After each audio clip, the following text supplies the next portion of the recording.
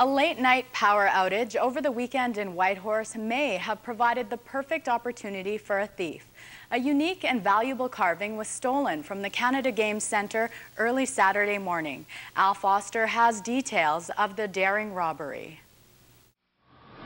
This was the place where a piece by carver Shane Wilson had been displayed.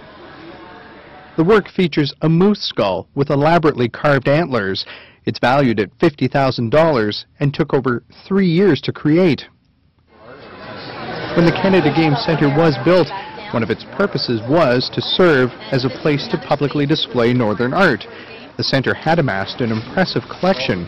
Early Saturday morning, thieves made their way into the Canada Games Centre and made off with this piece. It appears that it was a fairly targeted theft in that there was actually not a whole lot of damage. It was one small section of a door at the front entrance of glass that was broken, and no other damage in the facility other than the glass panel on the front of the display case and then the missing artwork. So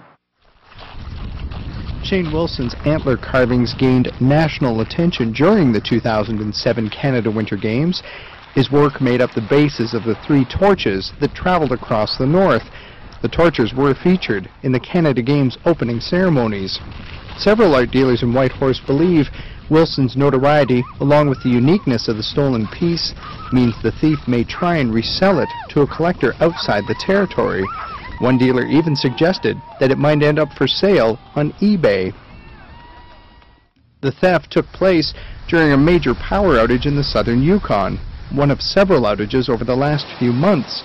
For the most part, they're being blamed on one particular turbine located by the Whitehorse Dam.